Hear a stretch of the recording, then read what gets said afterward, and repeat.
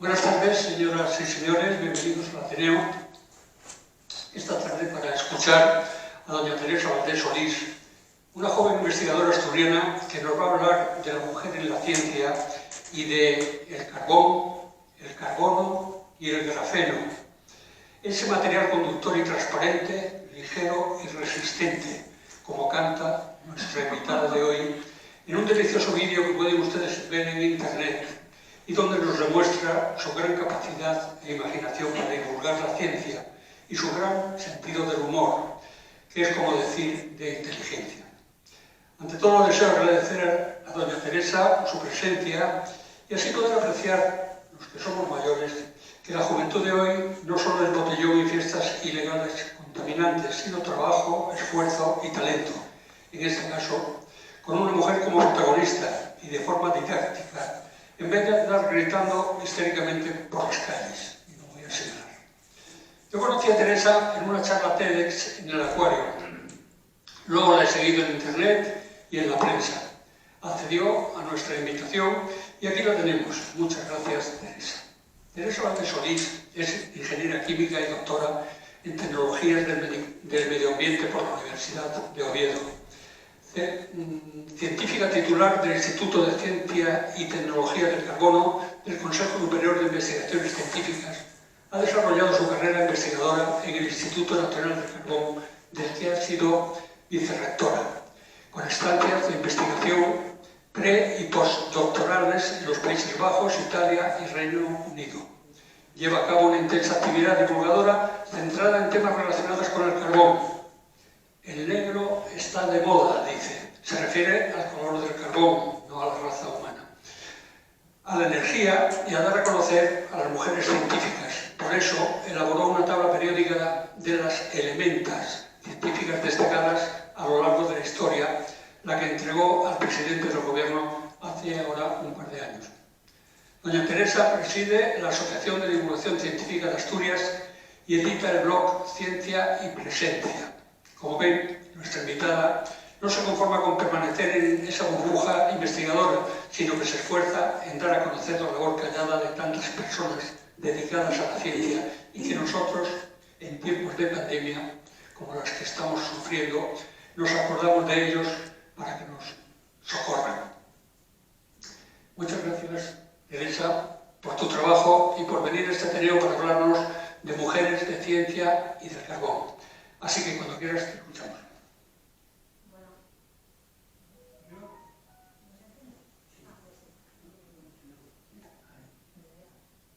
Hola, ¿me oís?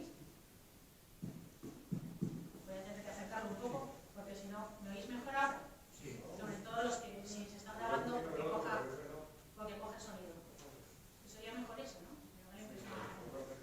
Sí. Ahora muchísimo. Ahora mejor sí. Muchísimo mejor ahora. Bueno, es la primera charla presencial prácticamente desde el TEDx, que fue el 2 de febrero del año pasado. Sí que a finales de febrero todavía tuvimos alguna más, pero desde entonces ha sido todo online y no sabéis la alegría que me da poder ver las caras de mis interlocutores otra vez, ¿no? Porque independientemente de que está muy bien tener todas estas charlas luego grabadas para revisitarlas, para aprender de los errores que cometemos en la comunicación, pues sin duda, no sé, tener el retorno de sus caras, ¿no? Si bostezan ya me apresuraré un poco en ese tema para quitarlo del medio y avanzar hacia áreas más entretenidas, pues eso para nosotros como comunicadores en este caso es muy útil y muy importante. Bueno, yo a Luis le había dado una presentación muchísimo más corta y desde luego no había puesto nada sobre mis pinitos cantantes haciendo divulgación de la ciencia. Con toda esta etapa del confinamiento que hemos vivido y que todos hemos tenido pues, que reinventarnos un poco, claro, para mí las actividades de divulgación fue inmediato y todavía se continúa, ¿no? Porque bueno, se considera que en cierto modo todas estas actividades tienen bueno, pues, un cierto carácter secundario y no son lo más importante de nuestro trabajo, ¿no? Pero entonces, como además habían cancelado Eurovisión el año pasado, un grupo de divulgadores con mucho morro y poca vergüenza, si me permiten, hicimos un festival de Eurovisión alternativo en el que pues, reinterpretábamos grandes clásicos con temas temas relacionados con la ciencia. Y yo reinterpreté Eres tú de Mocedades con grafeno, con ese estribillo que decía Luis, que a lo mejor si me lanzo al final, pues hasta loca. No sé, no puedo decir de esta cuando beberé porque... Bueno, hoy les vengo a hablar de mujeres de ciencia y de carbón, y lo primero es pues presentarles un poco para que tengan una imagen de lo que es, de lo que antes era el Instituto Nacional del Carbón y que desde hace año y pico nos hemos rebautizado también y modernizado como Instituto de Ciencia y Tecnología del Carbono, porque al fin y al cabo es un nombre que se adecua bastante más a las actividades actuales de nuestro centro. Está en la corredoria y en tiempos normales admitimos visitas de estudiantes o de asociaciones como la suya, así que una invitación abierta para cuando se pueda retomar estas actividades. Es uno de los más de 120 centros que tiene el CSIC en España. En Asturias hay 4, el nuestro, el Instituto de Productos Lácteos, el Centro de Investigación en Nanociencia y Nanotecnología y la Unidad Mixta de Biodiversidad, y bueno, nosotros somos de todos estos el más grande en Asturias, ¿no? Ya les digo que a nivel nacional somos el organismo público de investigación más grande de toda España, con alrededor de 10.500 personas, y bueno, esos números, ¿no? Más de 800 millones de euros anuales en proyectos y alrededor de 14.000 artículos y cerca de 800 tesis todos los años, en todas las áreas del conocimiento. Ahora mismo estamos agrupados en 3 áreas generales que se llaman sociedad, materia y vida, con lo cual abarcamos prácticamente todo. Y además de estos centros en España tenemos una delegación en Bruselas y un centro en Roma también. Bueno, en general, como científicos, nosotros tenemos que sentirnos orgullosos porque incluso ya antes de esta situación en la que vivimos, la ciencia en España tenía una buena imagen. Siempre se ha considerado que la ciencia traía más beneficios que perjuicios, y esto es una opinión extendida por toda la sociedad.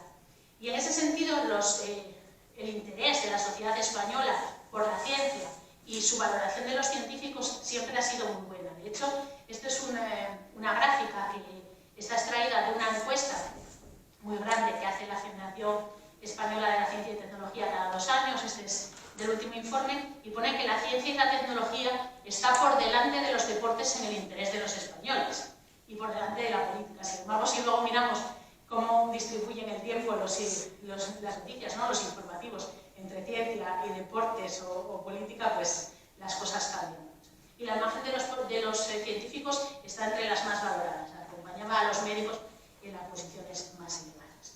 Entonces esto nos hace pensar que si apreciamos la ciencia, si nos interesa y valoramos a los científicos, seremos capaces de conocer a los científicos, ¿no? De reconocerlos.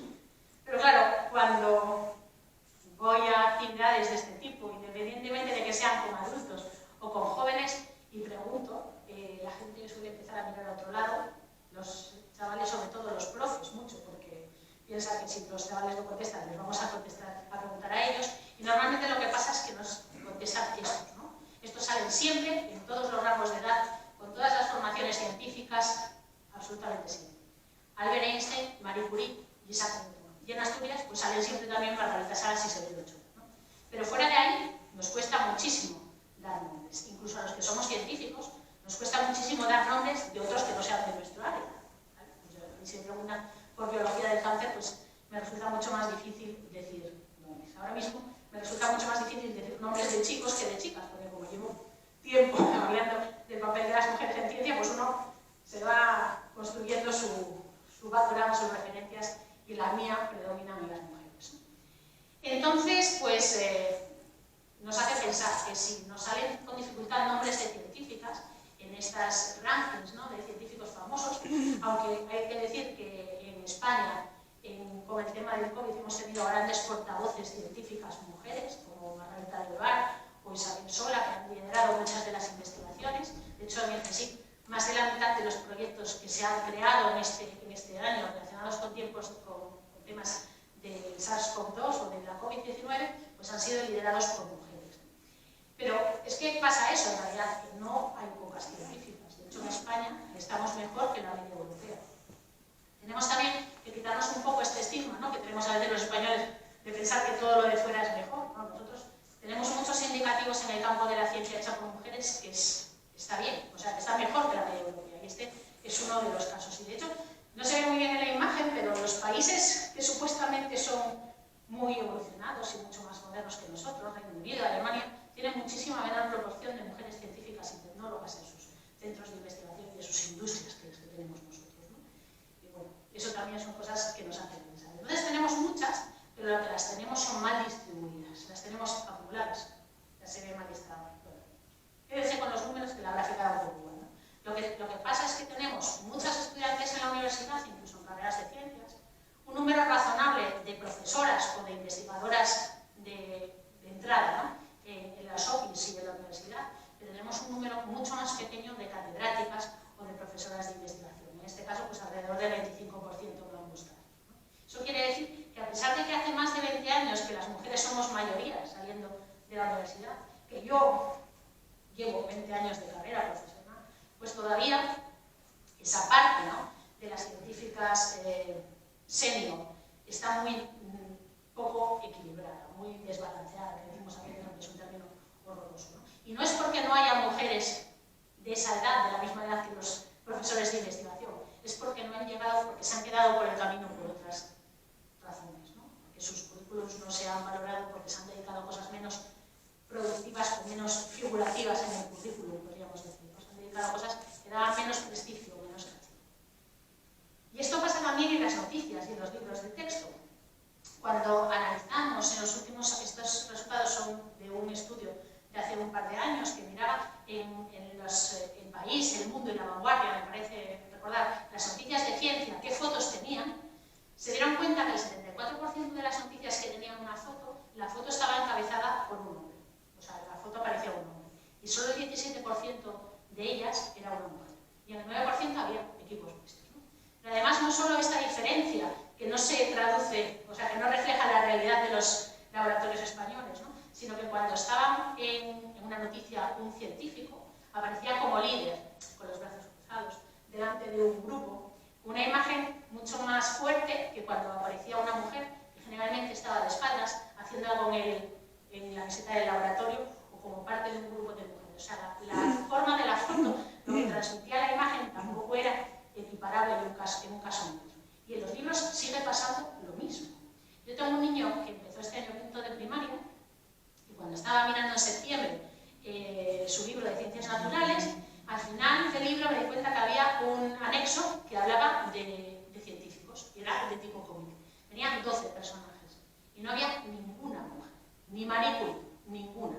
Y entre esos 12 científicos pues los había más conocidos y menos. O sea, algunos muchísimo menos que Marie Curie, ¿no? O sea, no era una cuestión de que hubieran puesto científicos súper conocidos y se hubieran quedado las mujeres fuera, ¿no? Era que no se habían dado cuenta cuando hicieron ese cómic, nadie se paró a pensar que era raro que en una selección de 12 científicos de todas las épocas no hubiese ninguna mujer. En los libros de texto solo hay un 13% de mujeres y si nos ceñimos a las temáticas científicas solo hay un 8% de mujeres. O sea que bueno, todavía queda mucho trabajo por hacer porque estamos en 2021. Ya los libros de quinto de primaria no tendrían que estar así. Porque hay, bueno, además que llevamos denunciando esto pues hace lo suficientemente tiempo como para que los libros hayan cambiado. De hecho, no sé si, bueno, que si no vemos a las mujeres en los libros de texto, si no vemos a las mujeres en las noticias, es difícil que las chicas, las niñas, se vean identificadas con la ciencia como una profesión que pueden abordar, salvo que tengan otro tipo de referentes más cercanos, ¿no? Que vayan científicas a su colegio, que tengan alguien en la familia o algún amigo de sus padres que sea científica, ¿no? Que conozca esa profesión de forma directa, ¿no? Por eso los niños quieren ser futbolistas, porque están en la tele todo el rato. Pues necesitamos eso, más científicas que la tele. Bueno, en el campo de los premios, como todo, ¿no? Pues aquí también hay muchísima diferencia. Me dirán con razón que es que los premios Nobel se dan desde hace más de 100 años y que hace 100 años había muchísimas mujeres, muchísimas menos mujeres en la ciencia, y es verdad, pero todavía estamos en valores extremadamente bajos. Solo un 3,5% de los premios Nobel de ciencia han sido otorgados a mujeres, y en los premios españoles más representativos, que son mucho más recientes y por tanto esos números deberían ser más favorables, pues estamos alrededor del 10%, que tampoco es una cosa como para tirar cohetes, en absoluto, ¿no? Y bueno, hablando un poco de la evolución de los premios Nobel, si nos fijamos en las dos últimas décadas, en ciencias estamos alrededor del 7%. Además, ha habido un par de años que la foto de los premios Nobel eran exclusivamente masculinas. En 2016 y 2017 ninguna mujer consiguió un premio Nobel, en ninguna de las categorías, en ninguna. Esto ha hecho también que en los comités Nobel se hayan puesto un poco las pilas, renovando a los tribunales que otorgan, a los jurados, ¿no?, que otorgan estos premios, y haciendo una política activa de presentar mujeres candidatas a los premios, ¿no? Porque sí que hay estudios que muestran que cuando las mujeres se presentan tienen buenas tasas de éxito, pero que son más reacias a presentarse a este tipo de premios que los hombres, ¿no? Pasa también con los puestos de trabajo. Hay un estudio que dice que cuando en un portal de trabajo, como InfoJobs o alguno de estos, hay un puesto bueno con una serie de requisitos, no sé, inglés, carnet de conducir, 5 años de experiencia, programación y 500 cosas más, los hombres aplican a ese trabajo, se cumplen el 60% de los criterios, y las mujeres solo solicitan ser tenidas en cuenta para ese trabajo si los cumplen todos. Esto puede hacer que una mujer que cumpla el 80% de los requisitos quede por detrás de un hombre que cumple el 70% pero que se presentó. Y ahí no estamos dándole el puesto al mejor candidato, sino que tenemos un sesgo en la selección del que no estamos siendo conscientes. Bueno, en total, que estas iniciativas, como la del 11 de febrero, como las de la Comisión de Mujeres en Ciencia del CSIC, como el proyecto No More Matildas, que habrán visto a lo mejor en redes sociales hace poquito, ¿no?, que se pregunta qué hubiera pasado si Schrödinger, Einstein o no sé cuál es el tercero ahora mismo, hubieran sido mujeres, si su trabajo hubiera sido igualmente apreciado o hubiera sido puesto a nombre de otra persona. Lo que buscan son estas tres cosas: visibilizar el trabajo de las mujeres científicas para darles el reconocimiento que se merecen y fomentar las vocaciones científicas en niños y niñas, porque consideramos que tener referentes femeninos buenos no es únicamente bueno para las niñas, sino que es bueno para toda la sociedad, ¿no? Vale, esta es la parte de Miki, lo que justifica un poco por qué hay que hablar de las mujeres en la ciencia del carbón, y ahora vamos a entrar un poco en materia. Pero antes de hablar de las mujeres en la ciencia del carbón, que es pues un poco lo que está más relacionado con mi trabajo, quiero hacer un pequeño repaso de las mujeres en la historia del carbón, ¿no? Porque nosotros somos una región en la que esta parte de la historia del carbón nos queda muy cerca y que es bueno que la conozcamos y que la reivindiquemos igualmente, ¿no? Y sobre todo porque empieza a ser algo que a los más pequeños les empieza a quedar un poco lejos y es, bueno, es algo que tenemos que mantener vivo, ¿no? Bueno, las mujeres han estado relacionadas con el carbón desde siempre. Se calcula que a finales a principios del siglo XX había más de 600 mujeres trabajando en las minas asturianas. Lo que pasa es que la mayor parte de las veces lo hacían de una forma un tanto anómala, ¿no? Desde luego lo hacían la mayor parte de las veces fuera de las explotaciones. Este es un cuadro de 1899 firmado por José Uría, que muestra cómo las mujeres llevaban el carbón a la fábrica de Duro, ¿no?, donde se machacaba para convertirlo, para molerlo. Y bueno, pues hay muchos libros, y además es un tema que parece que se está poniendo de moda últimamente, ¿no?, porque hay 3 libros muy recientes que abordan un poco estos temas. Yo he leído 2 de ellos y la verdad que es relatos cortos sobre la historia de la mina. Es ficción, pero muy, no sé, llega, ¿no?, al recuerdo que nosotros tenemos de toda esta historia. Y es de Ana Castaño y Alfonso Zancipo, que son una periodista y un ilustrador de las cuencas. Pero también en grandes novelas, en grandes autores como Ken Follett se refleja esta historia, ¿no? En una de los primeros capítulos de La caída de los gigantes, que es la trilogía esta de Ken Follett, que cuenta a través de la historia de varias familias de sitios distintos todo el devenir político y social del siglo XX, se habla de cómo las mujeres de los mineros y los niños iban a las minas a sacar los cestos de carbón, porque si los sacaban ellos, su padre, su esposo o su hermano podía seguir picando, y como iban a volumen, ganaba más dinero que si tenían que sacar los propios mineros que mineran de la mina, ¿no? Esto ha sido así en Gales, donde se desarrolla esta parte de la novela, y en prácticamente todo el mundo. De hecho, en este libro que veis aquí, que es de Montserrat Garnacho, que se llama Asturias de la mina, pero que el capítulo que está dedicado a las mujeres en la mina se puede encontrar en internet, pues habla que en ocasiones, cuando cabeza de familia, por los motivos que fueran, no podía entrar en la mina a trabajar, se autorizaba de aquella manera a que su mujer lo sustituyese, sin darla de alta y sin ninguna historia, ¿no? Solo tenía que entrar, hacer el trabajo del hombre y ya quedaba toda. Esto pasaba aquí, pues en los años 50 del siglo pasado, no tan lejos como para que no podamos acordar. tampoco soy experta en esto, pero me parece que es una cosa que conviene recordar. Hasta el año 96 las mujeres no tuvieron permitido el acceso al interior de los pozos. El año 96 pues está ahí. Y en 2012 pues tuvimos a la primera mujer presidenta de UNOS, una ingeniera de minas, la primera perito de minas en trabajar en activo, trabajó en el año 73 en UNOS. Pues estamos ya en una situación que es bastante más buena para las mujeres que la que podíamos pensar, a pesar de que, bueno, pues uno sabe estar como está y las señoras estudiadas están como están. O sea que a pesar de que es verdad que el mundo de la minería puede haber sido un mundo muy machista y muy poco agradable para las mujeres, ¿no? Las mujeres hemos estado presentes allí e incluso en algunos aspectos pues hemos sido pioneras, ¿no? Pocas empresas como UNOS a nivel de Europa han sido dirigidas por un hombre. Y ahora mismo, pues por ejemplo, en INCAR, que estamos con temas relacionados con energía, con industria, a pesar de que en España, en el CSIC, solo el 36% de las científicas son mujeres, nosotros tenemos un 60% de científicas en plantilla. O sea, estamos en una situación bastante buena comparándonos con nuestras compañeras, ¿no? Bueno, pero vamos a ir a esta historia de la ciencia del carbón y hablarles de alguna de estas mujeres. Igual que la historia del carbón aquí empieza pues, a mediados del último tercio del siglo XIX, la ciencia del carbón empieza prácticamente en ese mismo momento.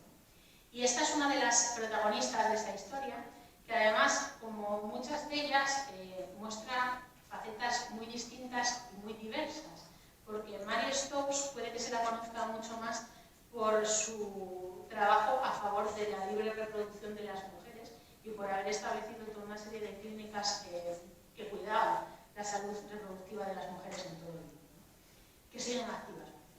Pero Mary Stopes, en el mundo de los materiales de carbono, se la conoce porque bueno, ella era geóloga y paleobotánica y empezó a estudiar fósiles en Inglaterra, en una zona en la que todos los fósiles estaban asociados a zonas en las que había presencia de carbón. Estos fósiles se encontraban en unos materiales que se llamaban carbon balls, y entonces, conociendo la geología de los terrenos, podía saber más o menos dónde podía encontrar fósiles que le resultasen interesantes. Y estudiando este tipo de materiales, se dio cuenta que los materiales de carbono tenían una característica diferente a otras rocas, y que es que las rocas de carbono no tienen minerales, ¿no? Los minerales son materiales que aparecen en la composición de otras rocas, pero que tienen carácter cristalino, y que si se meten en un difractómetro de rayos X, pues se ve la estructura cristalina, si es cúbica o todas estas historias de la cristalina, ¿no? de la cristalografía, cómo se distribuyen los átomos en el espacio. Pero en el caso del carbón esto no es así, siempre se dice que son rocas amorfas, ¿no? Pero lo que se dio cuenta es que, por analogía con los minerales, en las piedras de carbón se podían ver unas zonas de colores diferentes cuando las veíamos al microscopio, como se ven aquí, ¿no? No ven que hay unas zonas gris claritas, otras blancas y otras negras, pues se ve mejor en esta. Y cada una de esas zonas tenían composiciones químicas diferentes. A esas zonas los llamó macerales, se sigue utilizando esta denominación a día de hoy, se clasifican en estos tipos, ¿no? Lignita, inertinita, leucinita, y cada una de ellas pues, procede de restos diferentes de los árboles del carbonífero que dieron lugar al carbón. Esto no es anecdótico porque la mayor o menor presencia de cada uno de estos macerales en las distintas piedras de carbón es lo que hace que se puedan utilizar, por ejemplo, para la industria siderúrgica o no. Es decir, las aplicaciones de los carbones van a depender de la composición maceral de estos materiales de carbono. Entonces, conociendo esta composición, que es algo que es característica, ¿no? de los yacimientos, pues podemos saber si ese carbón va a servir, por ejemplo, para fabricar coque en las acerías o no. Esta clasificación, como les digo, se sigue utilizando a día de hoy en los materiales de carbono y lleva pues, su nombre, ¿no? Otra de las mujeres que se la conoce un poco más que a Mary Stopes, pero se la conoce por cosas muy diferentes a los materiales de carbono, es Rosalind Franklin. No sé si alguno de ustedes ha oído hablar de ella con anterioridad, de Rosalind Franklin y la foto 51, de la polémica del Nobel a Watson y Crick. Bueno, Rosalind Franklin es autora de la foto 51, que es esta que ven aquí con forma de X,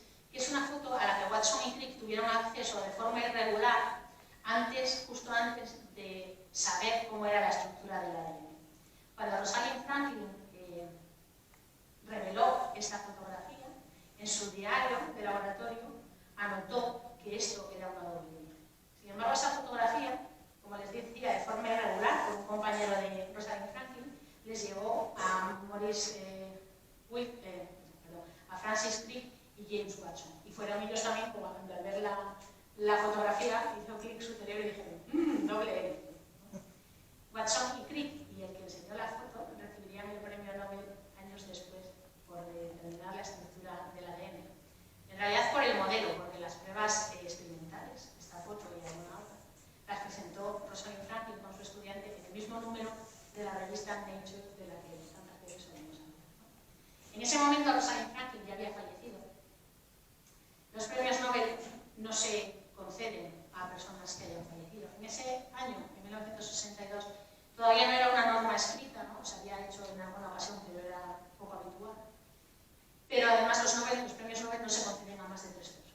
Con lo cual, no tenemos la certeza de que si ella hubiera estado viva se lo hubiesen dado, pero tenemos la impresión de que no hubiera sido así. De hecho, solo Maurice Wilkins la mencionó durante su discurso de entrega del premio Nobel, entre otros colaboradores, como contribución importante. Pero me enrollo y me dirán, vale, pero la foto 51 no es carbono. Y tienen razón. La foto 51 no es carbono. Pero la foto 51 la obtuvo con un método de cristalografía de rayos X que había puesto a punto para trabajar con muestras complicadas, con los materiales de carbono. Cuando nosotros tenemos un cristal como el diamante o el grafito, hacía ya años que se sabía cómo obtener unas fotos que permitiesen determinar la estructura de esos cristales.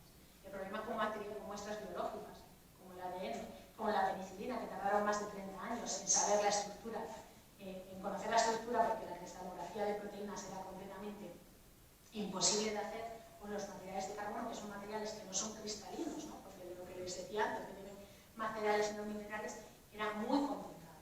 Y había que haber hecho lo que hizo Rosalind, ¿no?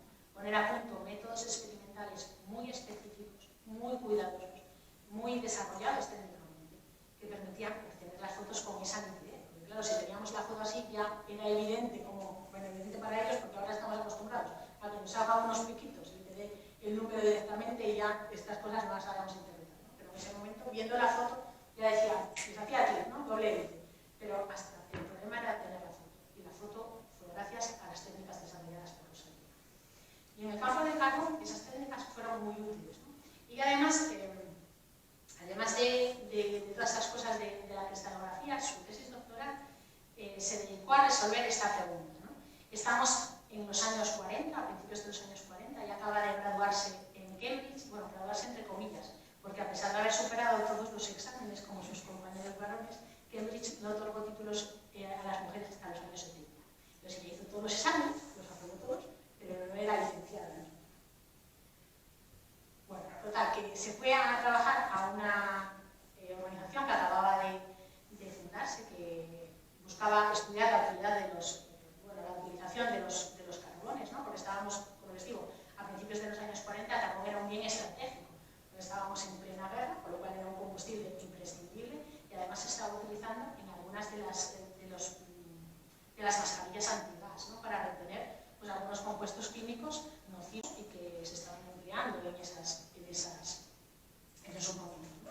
Pero lo que se sabía en ese momento es que unos carbones funcionaban muy bien para obtener algunos gases y otros no funcionaban en absoluto, pero no se sabía cómo iba a funcionar un carbono hasta que no se probaba, ¿no? Entonces eso era bastante poco práctico, había que saber de antemano cómo caracterizar ese material de carbón, ese carbón, para ver cómo iba a funcionar en las condiciones prácticas. Entonces ella se planteó algo que ahora nos parece muy evidente, ¿no? Que es que, bueno, esto es un esquema de cómo sería la porosidad de un material de carbono, es decir, como si tenemos un árbol, sacamos el árbol tirando y nos queda el agujero de las raíces, pues así sería la porosidad de los materiales de carbono, ¿no?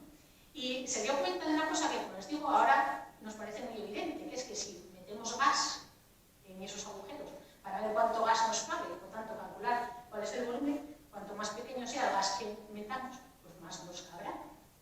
Y eso empezó a hacer, ¿no? Empezó a probar con distintos gases, unos más grandes y otros más pequeños, metanol, benceno, todas estas cosas, y se dio cuenta que lo mejor era utilizar helio.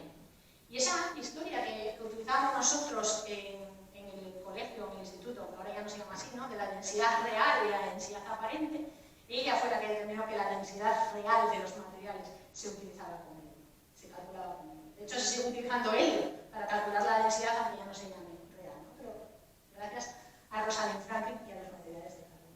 Y también estudió por cristalografía, pues un poco cómo evolucionaban estos materiales al calentarlos, su reactividad y todas estas cosas, ¿no? Y se dio cuenta que había dos tipos de materiales de carbono, así grosso modo, unos que cuando los calentamos se convierten en cosas más parecidas al grafito, conducen más, se ordenan, y otros que no, que da igual cuánto calentemos, pero que de ninguna de las maneras se van a parecer a nada relacionado con un grafito, ¿no? Y esto de nuevo pues tiene importantes aplicaciones tecnológicas porque unos materiales sirven para unas cosas y otros para otras, ¿no? Y esta imagen que ven aquí, que es de un artículo del año 53, todavía se sigue poniendo en las introducciones de las tesis cuando hablamos de materiales de carbono.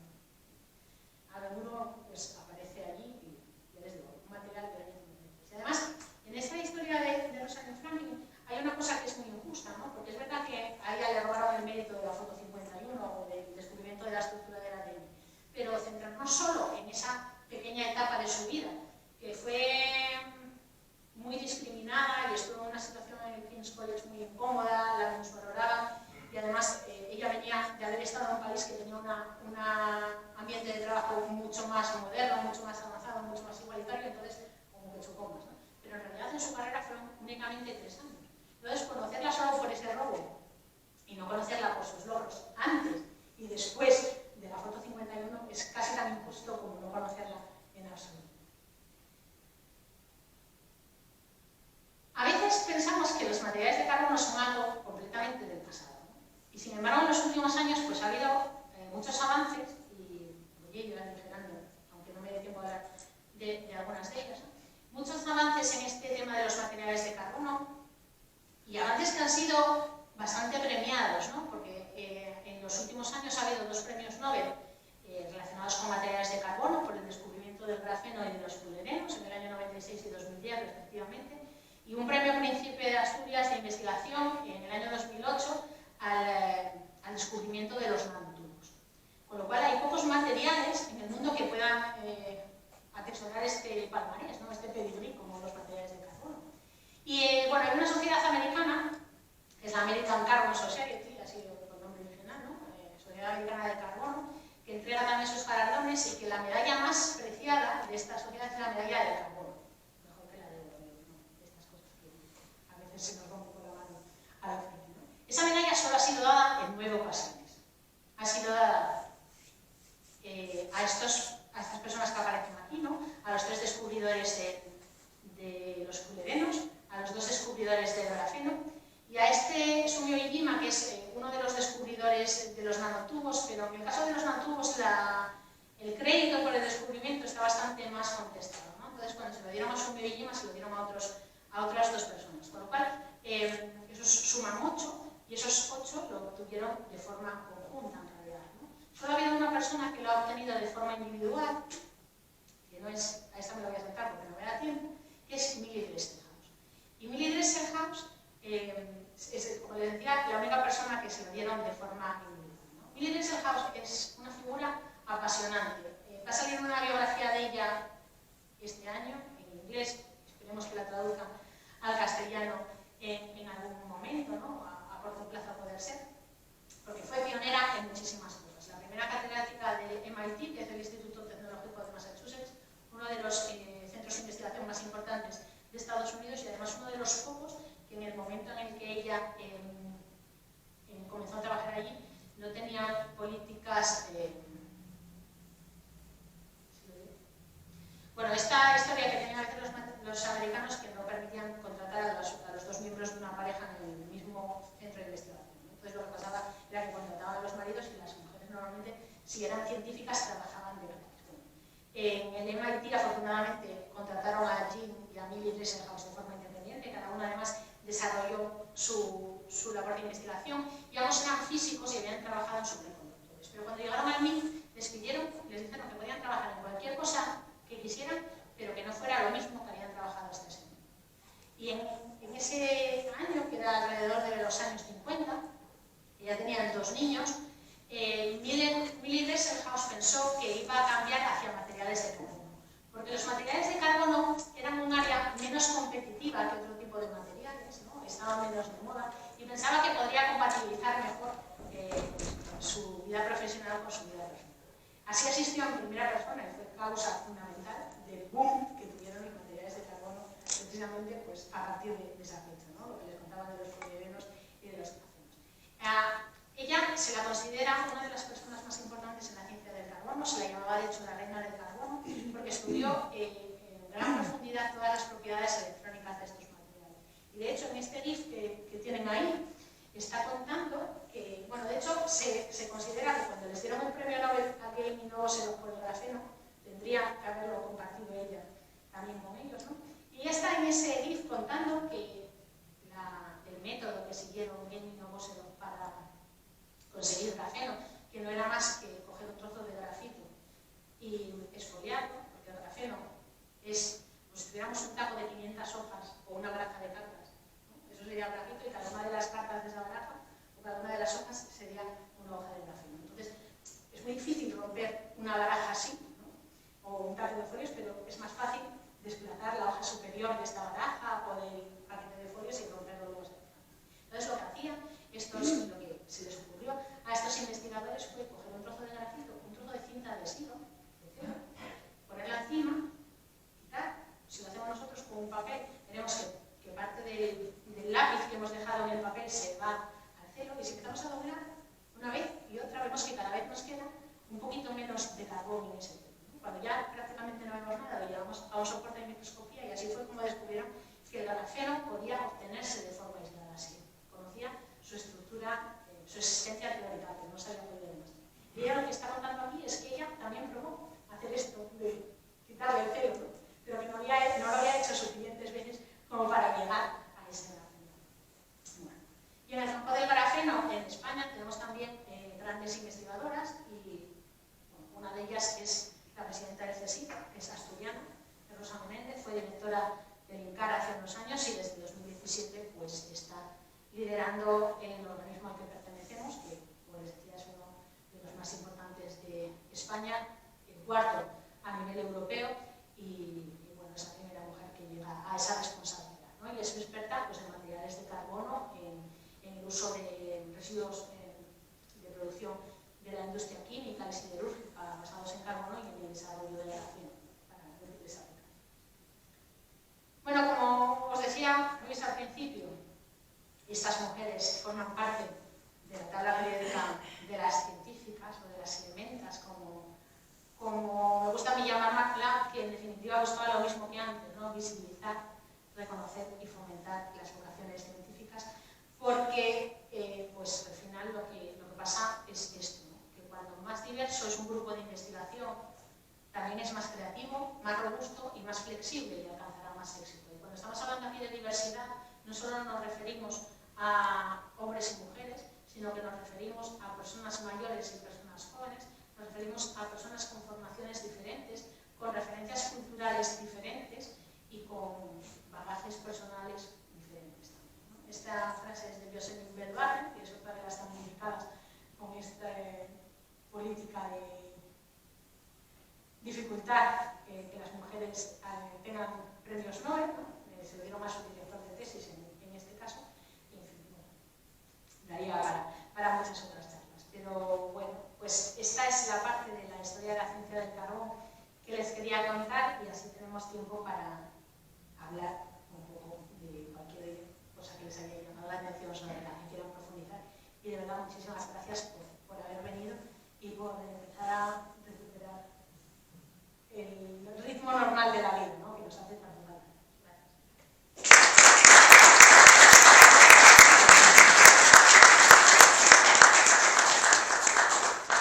Muchas gracias, Elisa, por tu magnífica intervención y defensa de la mujer científica.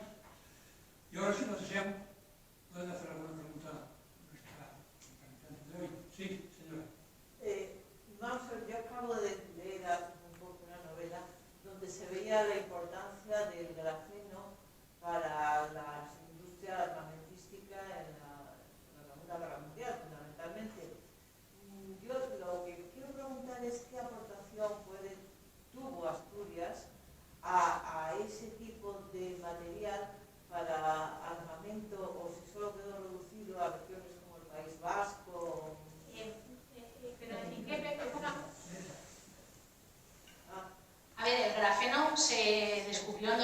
grafeno.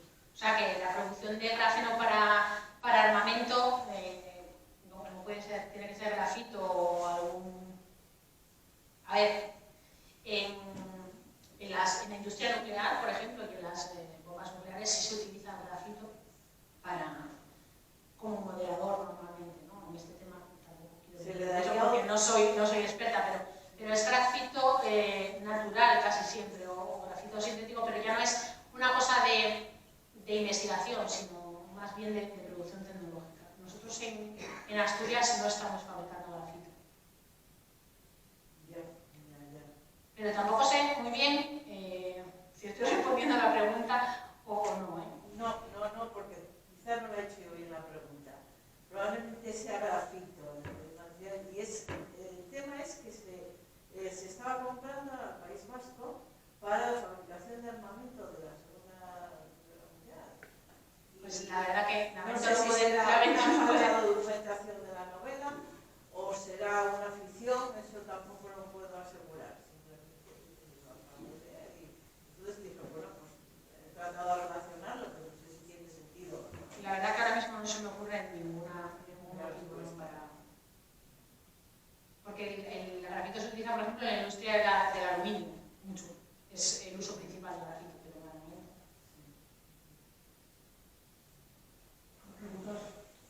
Estos nuevos productos derivados del carbón se utilizan mucho, creo, ahora con el tema de los móviles, ¿no? Y los ordenadores.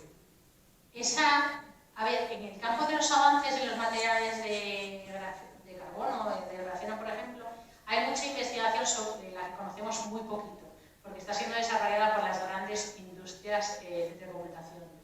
Porque lo que buscan es desarrollar pantallas flexibles y materiales que sean muy resistentes y muy ligeros y transparentes. Y ahí el grafeno cumple todos esos requisitos.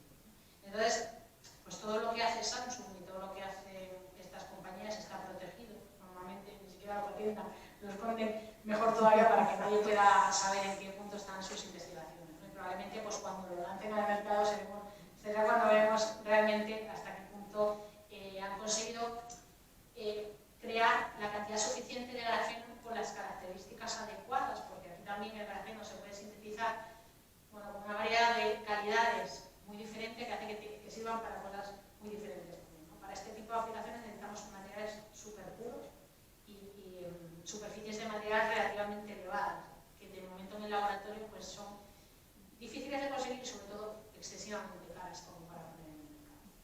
Por ahí van los tiros, ¿no? De cómo poder abaratar estos precios, desarrollar tecnologías que sean capaces de hacerlo.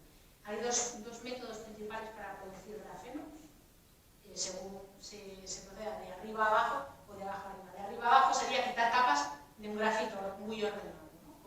como hicieron Game y Novoselov para producirlo. Y luego de abajo a arriba es a partir de moléculas, básicamente, ¿no? Pues de gases que reaccionan sobre una superficie y forman directamente una monocapa de carbono. Cada uno tiene sus ventajas y sus inconvenientes y la realidad también es diferente. ¿Preguntas? ¿Nos podría resumir, Teresa, aunque sea de forma muy breve, las propiedades del grafeno que todos hemos oído hablar de y sabemos y para al parecer es un elemento que tiene mucho futuro? Claro, porque lo que, aparte de la ligereza, ¿no? Es extremadamente resistente, se calcula que es 200 veces más resistente que el acero y muy conductor, también pues cientos de veces más conductor que el cobre. Entonces hay muy pocos materiales que sean capaces de combinar estas características y por tanto pues, las aplicaciones que se espera para este material pues, son espectaculares, ¿no? Pero también deberíamos ser un poco prudentes los científicos porque a veces, bueno, los científicos y los periodistas, ¿no? Porque a veces, con el afán de que se hable de nuestra investigación también a veces decimos, bueno, la revolución del grafeno ya está aquí, nuestra vida va a cambiar en 5 años y bueno, es difícil que la vida cambie en 5 años. Casos extremadamente excepcionales, ¿no? Como los que estamos viviendo, ¿no? Pero bueno, pues pasa a veces cuando nos llegan noticias, se ha descubierto vida en Marte. ¿Cuántas veces nos han contado ya esta noticia y al final es otra vez agua en Marte? Pues es que alguna de las anteriores no era de verdad o no eran las evidencias suficientemente robustas, ¿no? Y en el caso del grafeno se esperaba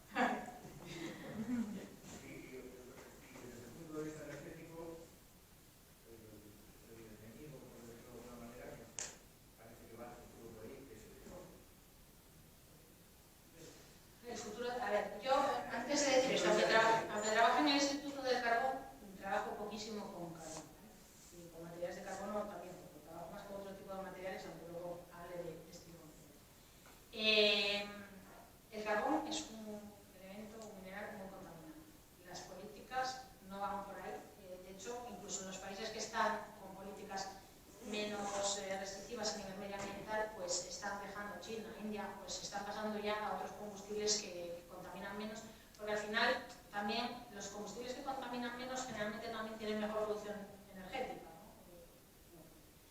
Entonces, porque tienen más hidrógeno y son capaces de producir más energía. El carbón se va a seguir utilizando en sitios en los que no se pueda sustituir por otras cosas. Se va a seguir utilizando para la producción de acero, se va a seguir utilizando en cementeras, pero claro, ese uso, a pesar de ser importante a nivel industrial, no tiene nada que ver en volumen con el uso energético que habíamos hecho hasta ahora del carbón, ¿no? La política de la Unión Europea ahí es clara. Nosotros hemos sido además uno de los países que la han aplicado, si quieren, más a lo bruto, porque en Alemania siguen quemando carbón y encima un carbón muy contaminante, porque nosotros aquí tenemos suya, pero ellos tienen el lignito, que es un carbón que tiene pues, peor rango que el nuestro y que contamina más. Bueno, pues ha sido, y me parece que están pensando en quemar hasta 2038, o así, no sé. En Alemania han aumentado las emisiones de gases de efecto invernadero gracias a esto. Nosotros en España seguimos con niveles relativamente malos a pesar del esfuerzo que se está haciendo por sustituirlo por otros combustibles. Y el hidrógeno, pues el hidrógeno es un combustible alternativo siempre y cuando se produzca a través de medios que no impliquen combustibles fósiles. Es decir, cuando nos dicen, no, es que el hidrógeno se produce a partir de electricidad, del desecho de electricidad, y tal. Muy bien. Esa electricidad, ¿cómo la hemos conseguido? Porque si la hemos conseguido a partir de renovables o hidráulica, muy bien, pero si la electricidad la usamos, la conseguimos a partir de gas saturado, de carbón, y luego la usamos para producir hidrógeno, ese hidrógeno no es hidrógeno renovable, ni verde, ni sostenible, ni nada, es tan gris como el proceso, o tan negro como el proceso que le ha llevado allí. El hidrógeno es un combustible que tiene muchas características buenas. Lo que pasa es que tiene algunos inconvenientes también frente a la electricidad. Bueno, de hecho el hidrógeno no se considera un combustible sino un vector energético con la electricidad, ¿no? O sea que ahí compite directamente con la electricidad. Hay países como Japón y estos que están utilizando el hidrógeno en los vehículos, ¿no? Está ahí la lista. Yo no sé si vamos a ser, los objetivos de la Unión Europea también ponían un porcentaje de vehículos de hidrógeno a corto plazo pues importante, pero se está yendo todo mucho más hacia la hora de la electricidad, que parece más sencillo, ¿no? Porque tenemos las redes más establecidas, las redes de hidrógeno tenían que ser todas nuevas. Está ahí la cosa. Nosotros que hacemos investigación también en producción de hidrógeno, pues nos gusta el hidrógeno, pero está complicada esto. Pero bueno, a ver, el hidrógeno también, la ventaja que tiene es que se puede producir a partir de muchas cosas, ¿no? Con lo cual, en ese sentido, puede ser una especie de commodity, vector energético que nos permita flexibilidad en sitios donde la electricidad a lo mejor no sea una buena opción. Pero pues igual que han convivido los combustibles fósiles hasta ahora, se espera que convivan electricidad y hidrógeno, que igual no extremadamente equilibradas, ¿no? Bien. ¿No crees? No lo creo. Por la electricidad. Tiene muchas ventajas. Lo que pasa es que hay sitios.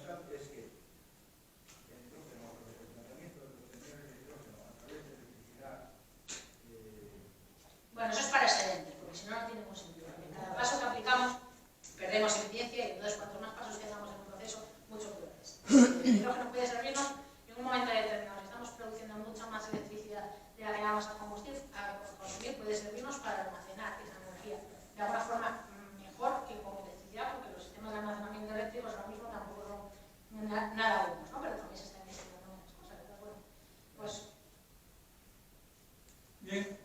Solo indicarles que mañana miércoles, en colaboración con el diario El Comercio y a distancia en streaming, la periodista y escritora Marta Robles nos presentará su libro Pasiones carnales, los amores de los reyes que cambiaron la historia. Será en ese mismo salón, a las 7 como digo. Y informarles que la Asamblea General de Socios será el próximo día 26 a las 7 de la tarde.